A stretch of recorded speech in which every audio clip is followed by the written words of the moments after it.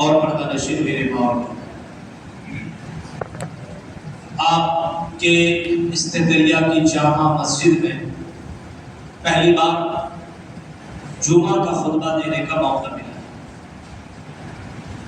قبل اس کے کہ میں اپنی بات کو میں آپ کے سامنے رکھوں، اپیل یہ کرتا ہوں کہ مسجد کا آداب کا خیال رکھتے ہوئے جو لوگ ٹیک لگا کر کے بیٹھے ہوئے ہیں وہ ٹیک کو چھوڑ کر کے بیٹھے ہیں، کیونکہ یہ گھر ہے، یہ سسرال نہیں ہے۔ تو کس کا گھر ہے؟ یہ اللہ کا گھر ہے، اور اللہ کے گھر کی حفاظت اور اس کا احترام کرنا ہم مسلمانوں کے اوپر واجب ہے اور ضروری ہے۔ اور سے لوگ آتے ہیں مسجدوں میں تو ایسا لگتا ہے اس کا گھر اور مسجد میں کوئی فرق نہیں ہے، نہ مسجد میں آنے کا اس کو طریقہ ہے، نہ بیٹھنے کا طریقہ ہے۔ تو آدمی کو چاہیے اور مسلمانوں کو چاہیے کہ آپ مسجد میں آئیے تو ٹیک لگا کر کے مت بیٹھیے۔ بہت سے لوگ ہمارے ٹیک لگا کر کے بیٹھے ہوئے ہیں، ان سے اپیل ہے کہ آپ لوگ ٹیک چھوڑ کر کے بیٹھیے، یہ اللہ کا گھر ہے۔ اس سے یہی پتہ چلتا ہے کہ اتنے جلسے اور اتنے جلوس اور بار بار جمعہ کے خطبے میں آ کر کے سننا، یہ کہ سنتے تو ضرور ہے لیکن حیات نہیں دیتے اور عمل نہیں کرتے۔ آپ کے مسجد کے اندر جب میں آیا پہنچا، ابھی میں خطبہ دینے کے لیے کھڑا ہوا تو دیکھ رہا ہوں بچے چٹائی بچھا رہے ہیں۔ یہ مسجدوں کی آداب خطبہ سے پہلے یہ سب کام کر لینا چاہیے۔ ذمہ داران کو چاہیے کہ مسجد کے اندر جو چٹائیاں وغیرہ بچھنی چاہیے، جہاں تک بچتی پورا بچھا دینا چاہیے۔ بچہ ہے پہلے بچھا رہا ہے، یہ کام کر رہا وہ کام کر رہا ہے، ایسا تھوڑی ہے خطبہ شروع ہونے کے بعد کوئی کام کرنے کا ہے ہی نہیں، آپ آئیے اور بیٹھ جائیے۔ ان بچوں کو یہ طریقہ کون سکھائے گا؟ میرے بھائیوں، یہ تہذیب اور یہ تعلیم دینا یہ ہماری ذمہ داری بنتی ہے۔ قرآن کریم کی جو آیت کریمہ میں نے آپ کے سامنے تلاوت کی ہے، اس کے مد نظر خطبہ مسنونہ خطبہ جمعہ بہت ہی مختصر ہوتا ہے۔ رات کا بھی میرا خطاب ہوا اپنی سی اندر چک میں، اور آج بھی میرا خطاب ہے۔ وہاں ایک لمبا خطاب میں نے آج کیا اور آج کی بھی ہماری گفتگو ہوگی، تو آج مختصراً میں نے آپ کے سامنے چند اہم باتیں رکھنی ہے۔ اللہ سے دعا ہے کہ ہمارے اللہ کہنے والے کو، سننے والے کو، سب کو عمل کرنے کی پوری توفیق عطا فرمائے، آمین۔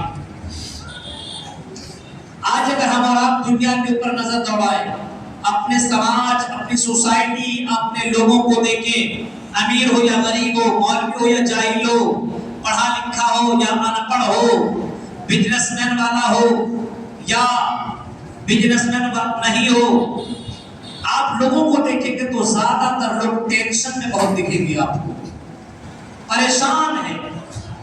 کچھ بھی کہیں کیا چل رہا ہے؟ ٹھیک ہے، یہ نہیں کہے گا الحمدللہ بہت اچھا چل رہا ہے، ایسا کبھی نہیں کہے گا۔ بس مولانا دعا کی بہت پریشانی میں زندگی کٹ رہی ہے۔ اب اتنی ٹینشن، اتنی تکلیف،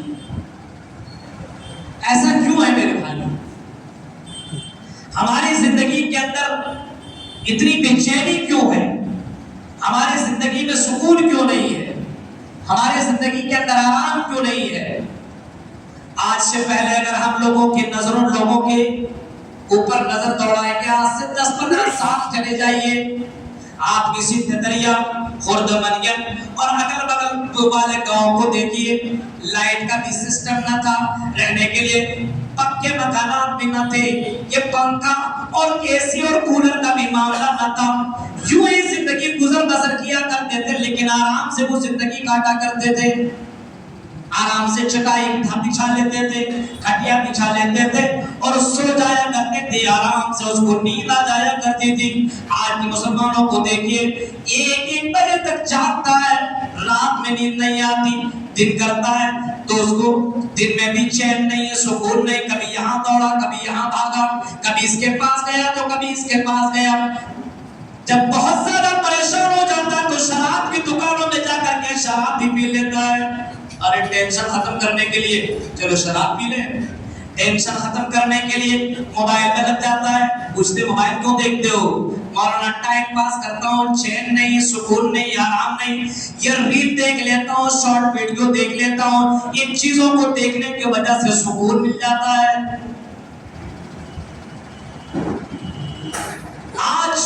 समाज के लोगों को ज्यादातर आप देखेंगे परेशान है।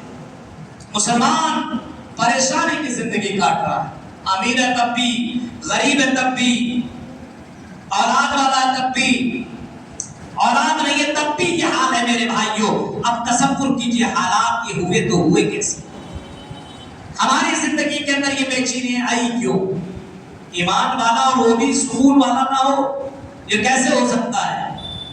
अल्लाह ताला फरमाता है अल्लज़ीना आमनू व लम यल्बिसू ईमानहुम बिज़ुल्मिन उलाइका लहुमुल अमनु व हुम मुहतदून। जिन लोगों ने ईमान लाया, ईमान कैसा ईमान?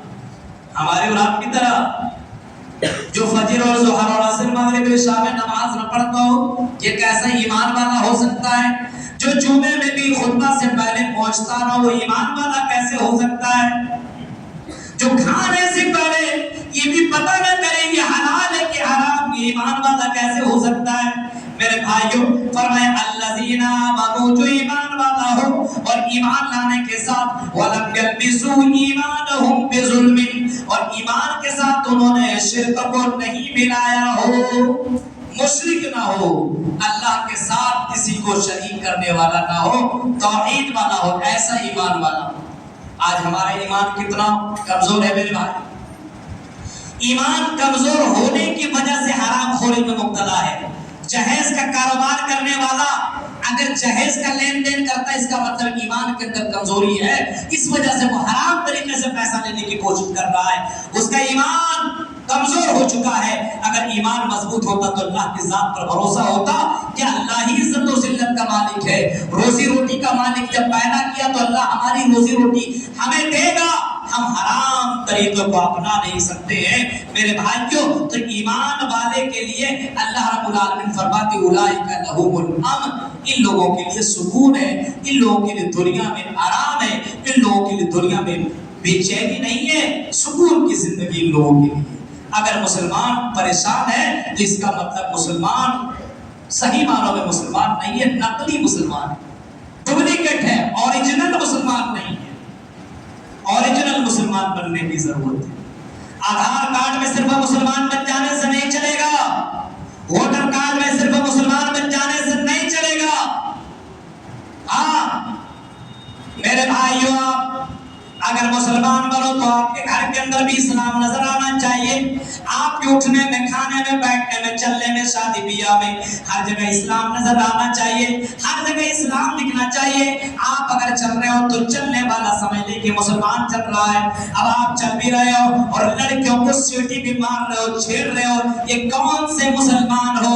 कारोबार भी कर रहे हो, धोखाधड़ी कर रहे हो, हरामखोरी भी कर रहे हो, ज़िना को भी अपना रहे हो, शराब के में जाकर के शराब भी पी रहे हो, एंजॉय भी कर रहे हो, अपने मोबाइल से गाने भी चला करके अपने दुकानों में गाने की आवाज भी तुम लगा करके सुन रहे हो और सुना रहे हो। ये कौन से तुम मुसलमान हो? अल्लाह कहता है अल्लज़ीना आमनू वलम यल्बिसू ईमानहुम बिज़ुल्मिन उलाइका लहुमुल अमनु व हुम मुहतदून। जिन लोगों ने ईमान लाया और ईमान लाने के साथ जुल्म को नहीं मिलाया, शिर्क को नहीं मिलाया, इन्हीं लोगों के लिए सुकून है, इन्हीं लोगों के लिए जिंदगी में आराम है। बहुत पैसा कमा लेने के बाद अब ये मत समझो कि पैसा ही सुकून दे सकता है। मैंने और आपने भी सुना होगा, बहुत से पैसे वालों को रात की तारीकी में सोता है तो नींद की गोली खा करके सोता है, उसको नींद नहीं आती है। बहुत पैसा वाला है, पैसे वाले को भी आपने देखा होगा अपने बिल्डिंग से छलांग मार करके आत्महत्या करते हुए, जहर खा करके मरते हुए, अपने आप को सुसाइड करते हुए आपने भी देखा होगा। इससे पता चला कि पैसा सुकून नहीं देगा, दौलत सुकून नहीं दे सकता है।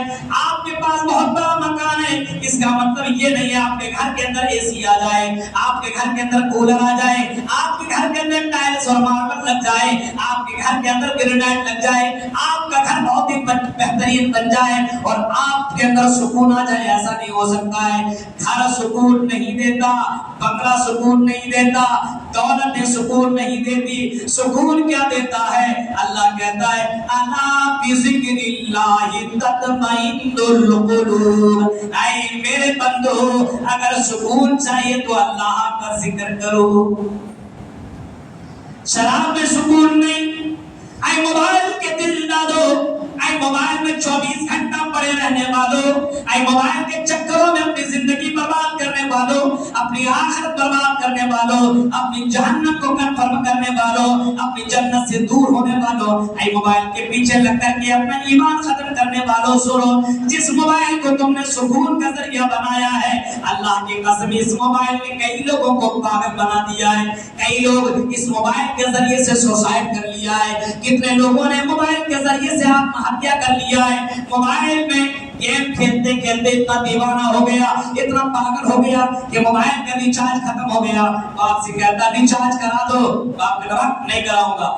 بیٹے نے رات کی تاریکی میں اپنے باپ کی گردن کے اوپر چھری چلا دی. اس موبائل نے لوگوں کو ڈاکو بنا دیا, قاتل بنا دیا. اس موبائل نے لوگوں کو زناکار بنا دیا.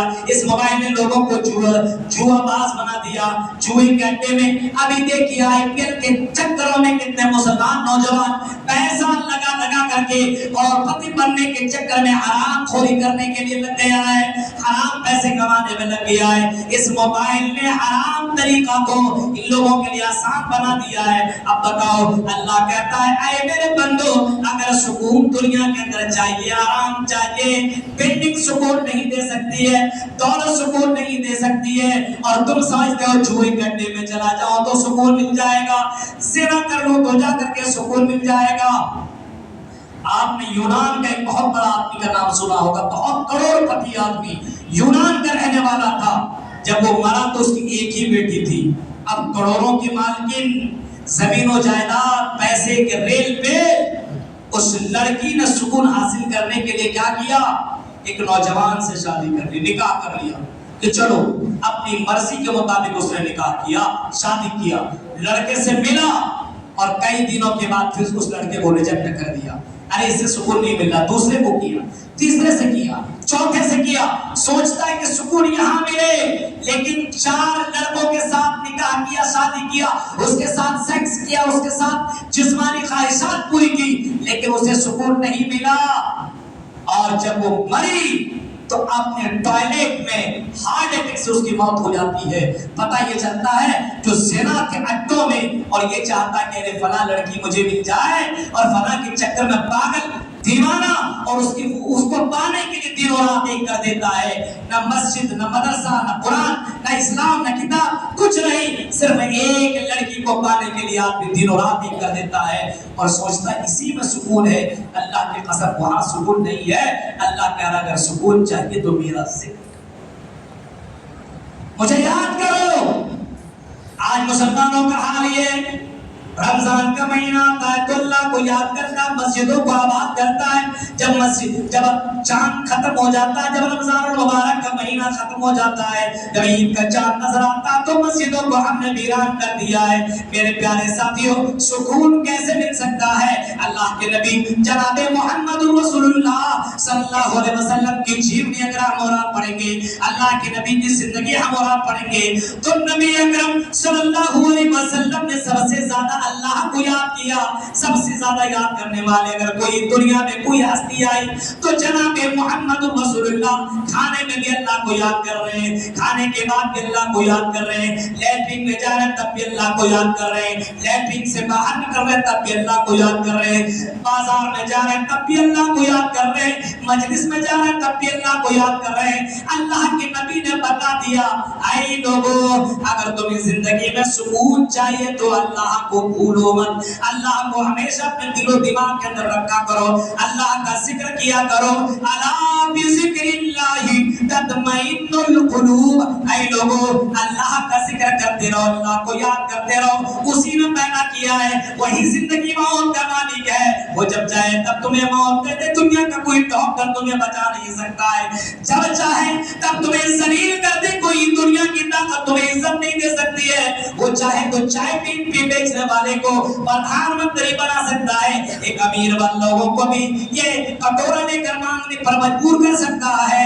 وہی اللہ اس بات پر قادر ہے.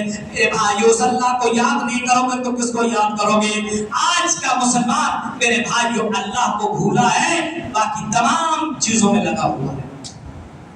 کھینی لانا مسجد میں نہیں بھولے گا, پڑیا کھانا نہیں بھولے گا, کھینی کھانا نہیں بھولے گا, گٹکا کھانا نہیں بھولے گا.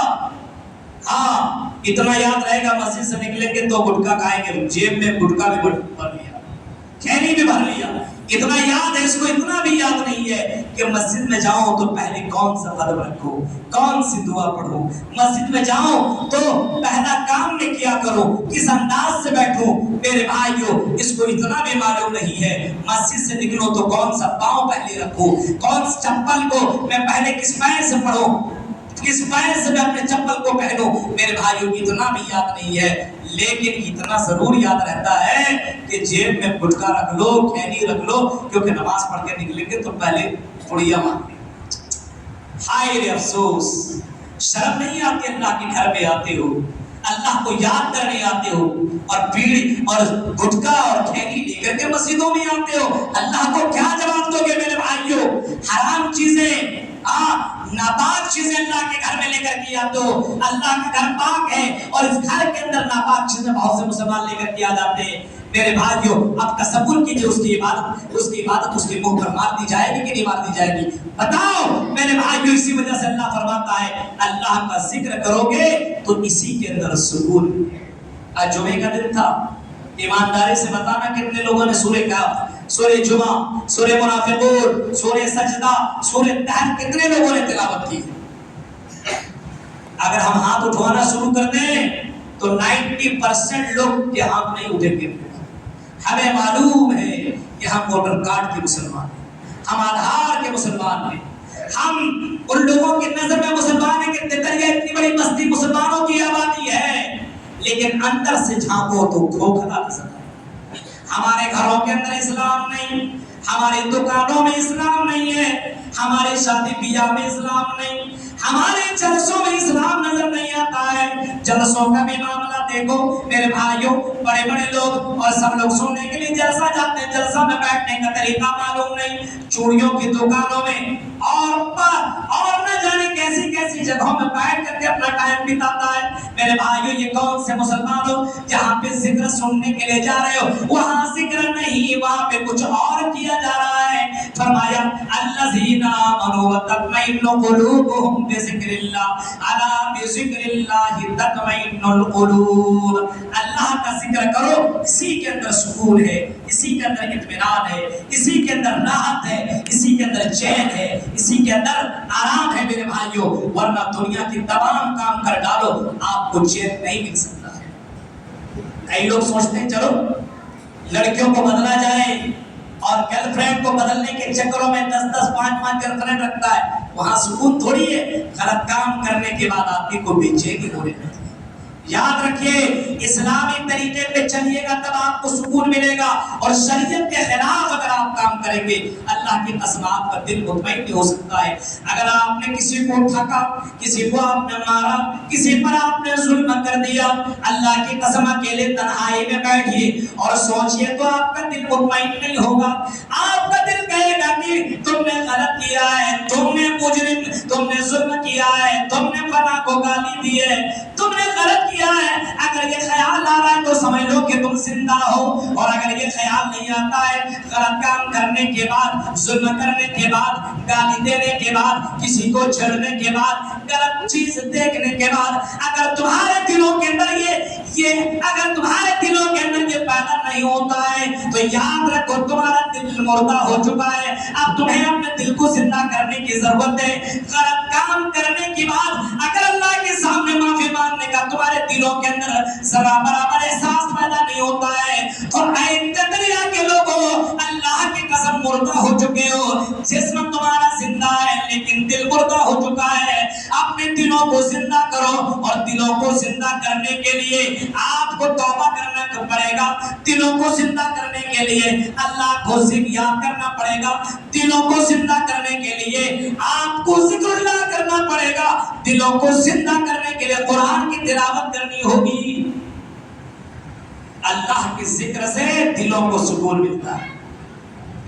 آج کل نہیں میرے بھائیو، آج مسلمانوں کی حالت بد سے بدتر ہوتی چلی جا رہی ہے، حالات اتنے برے ہیں کہ کس پہلو پہ میں بات کروں میرے بھائی، کون سے وہ مناظر ہیں جس کے اوپر بات کی جائے؟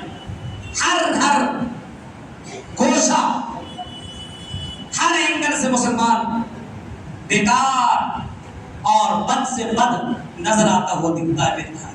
مسجدوں میں بیٹھنے کے آداب نہیں معلوم، جیسے نماز ختم ایسے لگے گا جیل کی، یہ جیل کا گیٹ کھول دیا گیا، دھڑ دھڑ سے بھاگیں گے۔ میرے بھائیو، السلام علیکم ورحمۃ اللہ، السلام علیکم ورحمۃ اللہ کے بعد بھاگنے کا ہے کہ ذکر و اذکار ہے۔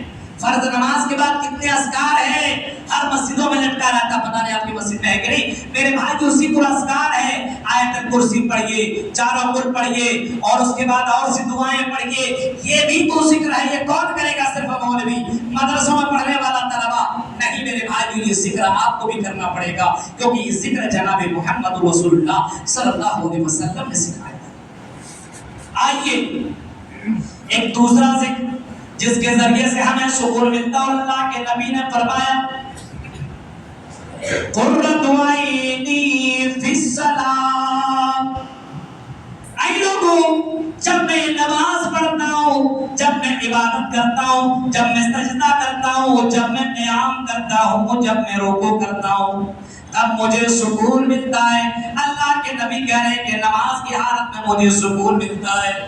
یہاں کسی کو نماز پڑھنے کے لیے بولو تو کہے گا ٹائم نہیں ہے، کوئی کہے گا مولانا دکان میں کوئی بیٹھنے والا نہیں ہے، کوئی کہے گا مولانا ناپاک ہو، کوئی کہے گا مولانا کل سے نماز پڑھ لوں گا، کیونکہ اس کو نماز پڑھنے کا دل نہیں کرتا ہے۔ جہاں پہ سکون ہے، اس سکون کی جگہ کو تلاش نہیں کر رہا ہے، اور جا کر کے نماز ادا نہیں کر رہا ہے۔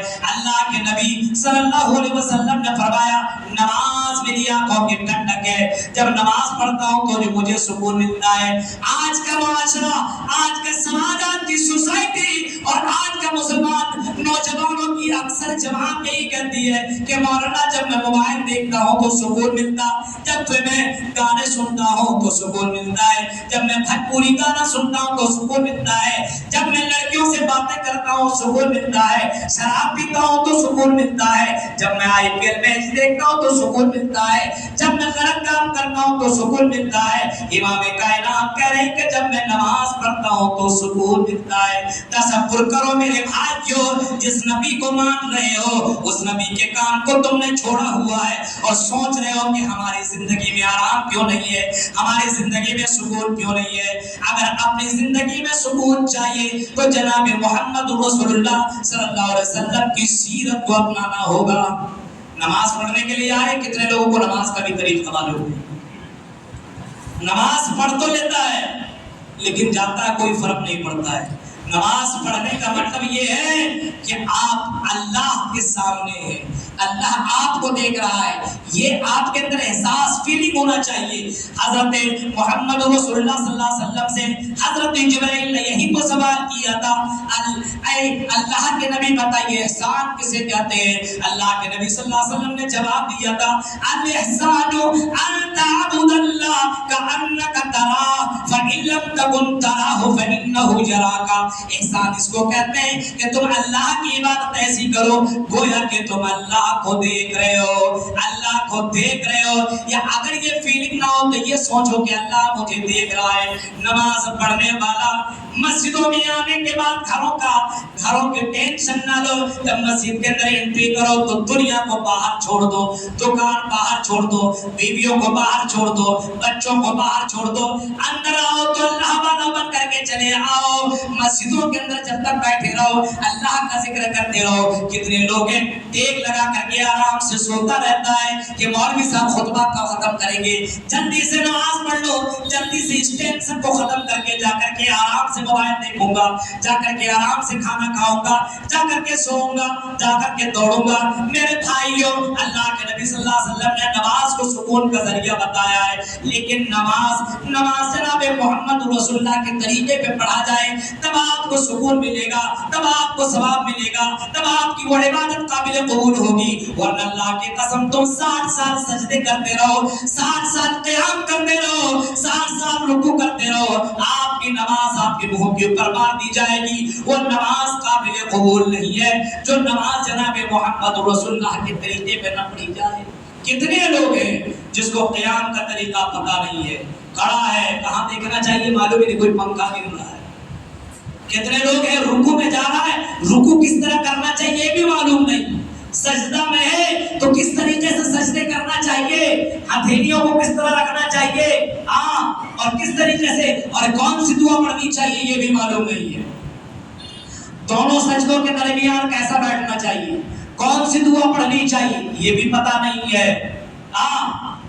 آخر تشہد میں کون سی دعا پڑھنی چاہیے یہ بھی معلوم نہیں ہے. اور نماز پڑھ کر کے آیا اور مولانا میں نے نماز پڑھ لی, جمعے کی نماز پڑھ لی, یہ نماز تیرے منہ کے اوپر مار دی جائے گی. اللہ کے نبی صلی اللہ علیہ وسلم نے اپنی زندگی میں فرمایا تھا صلو کما رأیتمونی اصلی, وہ لوگوں نماز پڑھو تو ویسے پڑھو جیسے تم نے مجھے نماز پڑھتے بھی پایا ہے. یعنی اللہ کو وہی نماز پسند ہے جو نماز جناب محمد رسول اللہ کے طریقے پہ پڑھی جائے.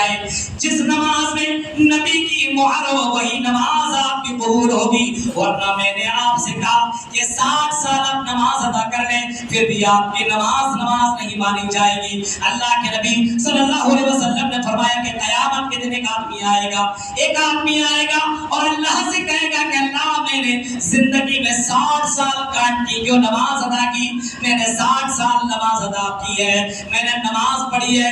اللہ کے نبی فرماتے ہیں اس کی نماز اس کے منہ کے اوپر مار دی جائے گی. صحابہ کہتے ہیں اللہ کے نبی بتائیے کیوں اس کی نماز ریجیکٹ کر دی جائے گی, اس کی عبادت کیوں نہیں قبول ہوگی؟ اللہ کے نبی نے فرمایا اس کی نماز اس وجہ سے قبول نہیں ہوگی کیونکہ وہ نماز تو اس نے پڑھی ہوگی لیکن جناب محمد رسول اللہ کے طریقے پہ نہ پڑھی ہوگی. کتنے بچے ہیں جن کو نماز کا طریقہ معلوم ہے, مسجد میں بیٹھنے کا طریقہ معلوم نہیں, کھانے کا طریقہ معلوم نہیں, کھانے کے بعد کون سی دعا پڑھی جائے یہ بھی معلوم نہیں. یہی تو ذکر ہے, صرف مسجد میں آ جانا ذکر نہیں ہے, صرف نماز ذکر نہیں ہے, زندگی بھر دنوں رات ہر وقت ذکر ہے. آپ لیٹرنگ کرنے کے لیے گئے اللہم انی اعوذ بک من الخبث والخبائث, یہ آپ نے پڑھ لیا, اللہ کا ذکر کرتے ہوئے اندر داخل ہو گئے. آپ لیٹرنگ کر کے باہر نکلے, آپ نے دعا پڑھ لیا غفرانک, یعنی آپ نے یہاں بھی اللہ کا ذکر کر لیا. مسجد کے اندر داخل ہو رہے, یہاں بھی دعا پڑھ رہے ہیں اللہم افتح لی ابواب رحمتک. مسجد سے باہر نکل رہے اللہم انی اسألک من فضلک, آپ اپنے اس چہرے کو دیکھ رہے, یہاں بھی دعا پڑھ رہے ہیں. آپ سواری میں چڑھ رہے, یہاں بھی دعا پڑھ رہے ہیں. ذکر و اذکار ہر وقت ہونا چاہیے, لیکن آج یاد کس کو کیا جاتا ہے؟ دن بھر میچ کی باتیں کرے گا لوگ, IPL کی بات کرے گا, کرکٹ کی بات کرے گا, یا پھر اپنی گرل فرینڈوں کی بات کرے گا, موبائل کی بات کرے گا, دنیا داری کی بات کرے گا.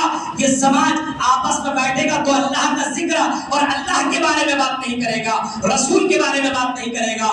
اے قوم کے غیور مسلمانوں, تمہیں ہو کیا گیا ہے, کب تمہارے اندر سدھار پیدا ہوگا؟ اتنے بڑے بڑے جلسے, اتنے بڑے بڑے کانفرنس ہیں, اتنے بڑے بڑے مقررین, اتنے بڑے بڑے علماء علاقے کے اندر آتے ہیں. اب آپ کے پاس کوئی جواب دینے کے لیے کوئی راستہ اللہ کے پاس بچے گا کہ اللہ میرے پاس کوئی سمجھانے والا نہیں آیا تھا, میرے پاس کوئی ڈرانے والا نہیں آیا تھا. آپ یہ کہہ سکتے ہو؟ نہیں کہہ سکتے ہو. آپ کے پاس آپ کے علاقے میں ہندوستان کے نمبر 1 خطیب آتے ہیں, ہندوستان کے بڑے بڑے عالم آتے ہیں, بڑے بڑے خطبہ آتے ہیں. اس کے باوجود بھی اگر آپ کے اندر سدھار پیدا نہ ہو, اس کے باوجود بھی آپ کے اندر ایمان پیدا نہ ہو, اس کے باوجود بھی آپ کے اندر حیا پیدا نہ ہو, اس کے باوجود آپ کے اندر دینداری پیدا نہ ہو, اس کے باوجود آپ کے اندر اسلام پیدا نہ ہو تو میرے بھائیوں آپ کو جہنم سے جانے سے کوئی نہیں بچا سکتا ہے، کیونکہ آپ نے جان بوجھ کر کے غلط کام کیا ہے، آپ نے سن کر کے غلط کام کیا ہے۔ جنت میں جانا ہے تو عمل کرنا پڑے گا، نبی کے طریقے کا اپنانا پڑے گا۔ ایمان جس طریقے سے نبی نے لایا، صحابہ نے لایا، سلف صالحین نے لایا، تبع تابعین نے لایا، میرے بھائیوں ہمیں اور آپ کو وہ ویسا ہی ایمان لانا تب سکون ہے، ورنہ پنکھے لگا لو، کولر لگا لو، اے سی لگا لو، بہترین سے بہترین گاڑیاں خرید لو، سکون نہیں مل سکتا ہے۔ اللہ کے ذکر میں سکون ہے۔ اور جمعے کے دن خالی نماز پڑھ لینے سے بولیے کہ مولانا ٹینشن ختم نہیں ہوتا ہے، بہت پریشانی ہے، صرف جمعے کی نماز سے کچھ نہیں ہوگا۔ یہ جمعے کی نماز بھی پڑھتا لیبل لگانے کے لیے، اگر جمعے کی بھی نماز نہیں پڑھیں گے تو لوگ سوچیں گے جمعے کی نماز نہیں پڑھتا ذرا کیسا مسلمان، یہ کتنا گھٹیا مسلمان ہے، یہ کتنا بیکار مسلمان ہے، یہ خالی بس نام نہاد کا مسلمان ہے، یہ جمعے کی نماز نہیں پڑھتا ہے۔ تو لیبل لگانے کے لیے جمعے کی نماز پڑھنے والے کو میرے بھائیوں بعض علماء نے اس کو مسلمان نہیں کہا ہے، باقاعدہ اس کو ریاکار کہا ہے، دکھاوا، اور اللہ کو ریاکاری پسند نہیں ہے، یہ ریاکاری کی شرک ہے۔ تو میرے بھائیوں اللہ کا ذکر اپنے اندر پیدا کرو، اللہ کو یاد کرو، اپنی زندگی، اپنے گھر کے اندر، اپنے بچوں کے دلوں کے اندر یہ ماحول دو، اپنے گھر کے اندر ایک باکس رکھو جو سوہا قرآن کی آیتیں آپ لگاؤ، صبح کے وقت اپنے بچوں کو اٹھاؤ، خود نماز پڑھو، اپنے بچوں کو بھی اٹھا کر کے نماز پڑھاؤ، خود تلاوت کرو، اپنے بچوں کو بھی تلاوت کرواؤ۔ اگر تلاوت نہیں کر سکتے ہو تو کم سے کم قرآن کی آیتیں اپنے گھر میں تو لگا سکتے ہو۔ یہ ماحول آپ کو بنانا پڑے گا، یہ دینی ماحول آپ کو اپنے گھروں کے اندر پیدا کرنا پڑے گا۔ اب آپ بچوں کے سامنے آپ گٹکھا کھائیے، سگریٹ پیجیے، آپ بچوں کے سامنے آپ کھیری کھائیے، اب بتائیے آپ کا بچہ دیندار بنے گا تو کیسے بنے گا؟